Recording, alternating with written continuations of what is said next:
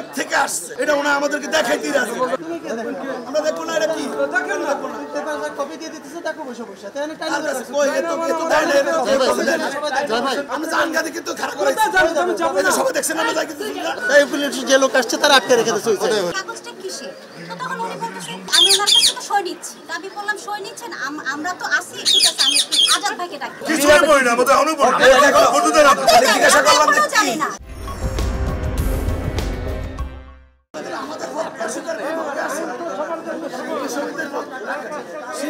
শিল্পী সমিতির পক্ষে আসুক আর বিপক্ষে আসুক, টাইম দেখলাম 5টার পর তাহলে আমাদের অ্যাকশন নাই এটা রাখার, তাহলে এখন তারপরও রাখবো না, এটা না আইনকেও অমান্য করবো না আমরা।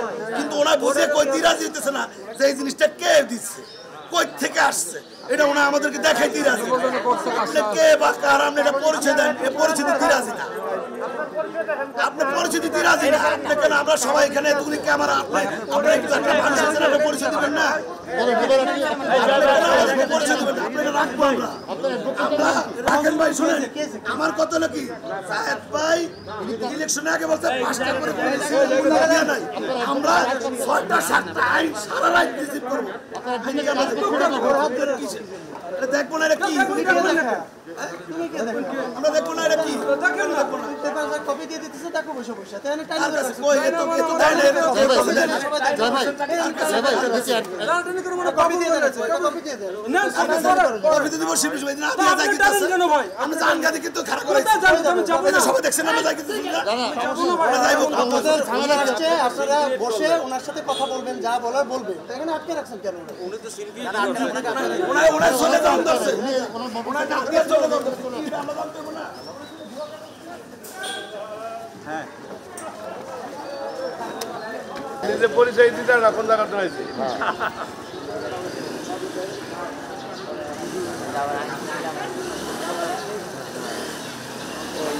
উকিল নোটিশ ছিল, তাই উকিল নোটিশ যে লোক আসছে তারা আটকে রেখে দিয়েছে। আমি ওটা সেভ করতে আসলাম।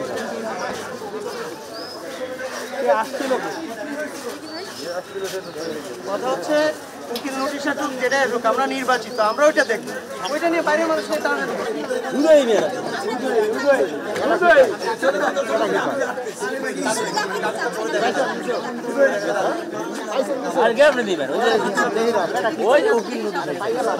দেখাতে না চেয়ে সিগনেচার বিশেষ করে আমরা আছি এখানে, আজাদ ভাই আছে, কোষাধ্যক্ষ আছে, আমি আছি কার্যকরী সদস্য, আমাদের কাগজগুলো দেখাতে। আচ্ছা ঠিক আছে, ওরা জানে না যে আমরা কি অবস্থায় আছি, তাই না? উনি পিয়নের সাথে কথা বলছে, কিন্তু আমি যখন বললাম যে কাগজটা কিসে, তো তখন উনি বলতেছেন কাগজটা কিসের, আমি ওনার কাছে তো সই নিচ্ছি। আমি বললাম সই নিচ্ছেন, আমরা তো আসি, ঠিক আছে আমি একটু আজাদ ভাইকে ডাকি। তখন আমি আজাদ ভাইকে ডেকে নিয়ে আসলাম। আজাদ ভাইও দেখতে চাচ্ছি কাগজটা, আমিও দেখতে চাচ্ছি, কিন্তু আমাদের না দেখে উনি পড়তে দিবে না, উনি সই করায় নিয়ে যাবে। এটা কি রকম? হ্যাঁ আমি বললাম যে ভাই এটা কি পড়তে দিবেন, মানে আমাদের অরিজিনাল কপি লাগবে, আমরা এই নকল কপি নকল কপি আনেন তাহলে আমরা সই করবো, দেখবো জায়গা তো দিলে না অরিজিনাল কপি সেটা দেখতে। হ্যাঁ অরিজিনাল তাহলে আমরা টাকায় দেবো, আমরা টাকায়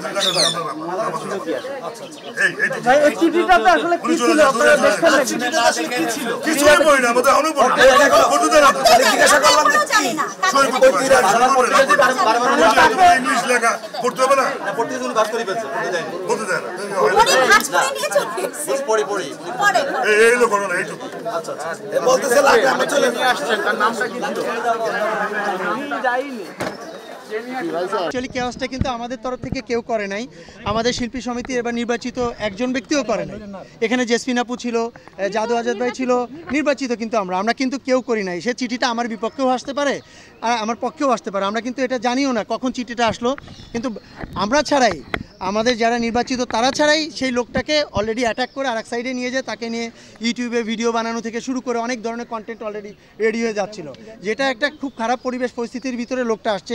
লোকটা বাইরে থেকে আসছে, লোকটা আমাদের এফডিসিরও কেউ না।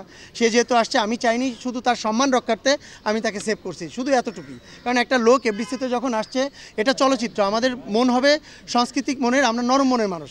আমরা যদি বাইরে থেকে একটা লোক আসবে, তে আমাদের এখানে আসার পরে যদি এই শিক্ষা পাই যে একটা অ্যাসোসিয়েশন একটা চিঠি দিতে এসে সে যদি মানুষের কাছে আক্রমণের শিকার হয়, এই লোকটা সারা জীবন মৃত্যু পর্যন্ত মনে রাখবে যে শিল্পী সমিতিতে একটা চিঠি নিয়ে গেছিলাম, ওখানে যাওয়ার পর আমি মার খেয়ে আসছি। এটা আমাদের জন্য চরম একটা লজ্জাজনক ব্যাপার। আমি শুধু সেই লজ্জাজনক ব্যাপারটা যাতে না হয় আমি এর জন্য তাকে আমি সেভ করছি, এছাড়া আর এমন কিছুই না। আসলে সে কিসের চিঠি নিয়ে আসছে, কী নিয়ে আসছে আমি নিজেও জানি না। তার ভিতরে যখন রিসিভ করা হলো না, তারা টানিয়ে ওটা ছবি তুলে নিয়ে গেছে, এতটুকুই শুধু আমি জানি। এদের একজনকেও আমি ওইভাবে চিনি না, আর আমার সাথে আগে কখনো দেখা হয়নি। আমি জেসমিন আপু, জাদু আজাদ ভাই, আমরা এক জায়গায় ছিলাম, আমরা এটা নিয়ে কোনো কথাও বলতে পারি না অ্যাকচুয়ালি। জেসমিন আপু আসলে একটা অভিযোগ করলেন যে উনি এসেই চিঠিটা আসলে জাকির নামে আপনাদের একজন আছেন, তাকে দিয়ে আসলে জোর করে সই করাতে চেয়েছিলেন। আচ্ছা, এটার বিষয়ে আমি বলি। তা ওনাকে যখন সেভ করলাম, উনি আমাকে বললো যে আমি কালকেও আসছিলাম, কালকে 4টার সময় কালকে 3:30টার সময় নাকি উনি আসছিল। আসার পরে ভিতর থেকে নাকি আমাদের ওদের চিঠিটা সই করতে নাকি দেয়নি।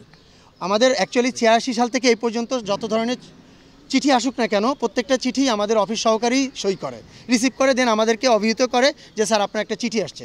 কিন্তু গতকালকে যে ঘটনাটা ঘটছে, গতকালকে 3:30টার সময় এই চিঠিটা আসছিল, কিন্তু গতকালকে কেউ রিসিভ করতে দেয়নি। বাধ্যতামূলক অফিস সহকারীরা রিসিভ করতে পারে নাই, জোরপূর্বক তাকে রিসিভ করতে দেওয়া হয়নি, এরকম কিছু একটা লোকটা বললো আর কি। তার পরবর্তীতে আজকে যখন আবার নিয়ে গেলাম, নিয়ে যাওয়ার পরে তারা আবার সবাই বললো যে আজকে তো অলরেডি 5টা বেজে গেছে, আজকে আমরা রিসিভ করবো না। তো যখন সেটা আমি আসলে আমার নির্বাচিত লোকও সবাই আছে, সবাই আমার সহপাঠী, মানে একসাথেই আমরা যেহেতু আছি সহকর্মী, তা আমরা যারা আছি এখন তারা যেহেতু সিদ্ধান্ত নিয়েছে তারা রিসিভ করবে না, তাহলে অফিস সহকারী রিসিভ করতে পারছে না, সো তারা বোর্ডে টানিয়ে ছবি তুলে নিয়ে গেছে, এতটুকু, এছাড়া কিছু না। আক্রমণের কথা বললেন, আসলে অ্যাটাক কারা করছে তার উপর? আমি তো বুঝতে পারলাম না। আমাদের হয়তো কিছু সহযোগী ছিল, তারা মনে করছে হয়তো তাদের কোনো পেপারস আসছে, অথবা এটাও হইতে পারে তারা না জেনে। না, কেন চাবে আপনি আমার বলেন? এখতিয়ার আছে অফিস সহকারী চাবে, সে যদি পেপার চাই অফিস সহকারীর কাছ থেকে নেবে। বাইরে থেকে একটা লোক আসছে, ওটা আমাদের গেস্ট, সে যেই আসুক, কোনো আমাদের গেস্ট। জয় ভাই যাকে বলতেছিল যে দেখতে চেয়েছিল, না দেখেই তিনি নিয়ে চলে যাচ্ছেন। না, এটা তো ওনার রাইট নেই, যদি না দেখে যদি নিয়ে যায় তাহলে ওটা ভুল সিদ্ধান্ত ছিল। এর জন্য তার চিঠিটা না, উনি যদি নাই দেখায়, যদি চিঠি যেহেতু দিবে সে তো অবশ্যই তো সে দেখেই চিঠিটা নিবে, আপনি আমি যেই নি না কেন। আচ্ছা, এই বিষয়ে আমরা বাদ দিয়ে আজকে সকালে একটা ঘটনা ঘটে গেছে, আপনি জানেন যে হাইকোর্টের একটা নির্দেশ এসেছে।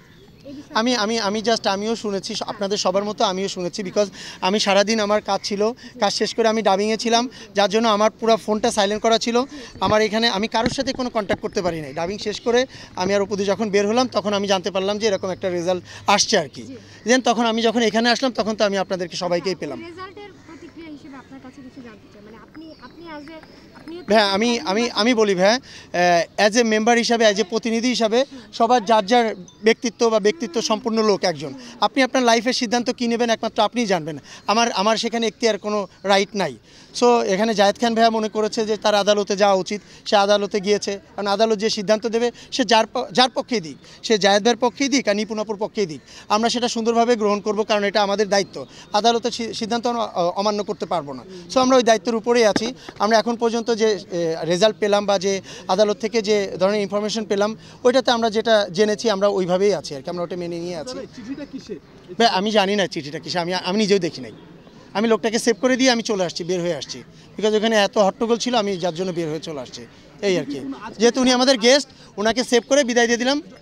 সংবাদ, ফিচার ও অনুষ্ঠানের জন্য ভিজিট করুন সংবাদ প্রকাশের ওয়েবসাইট এবং যুক্ত থাকুন ফেসবুক পেজ ও ইউটিউব চ্যানেলের সঙ্গে।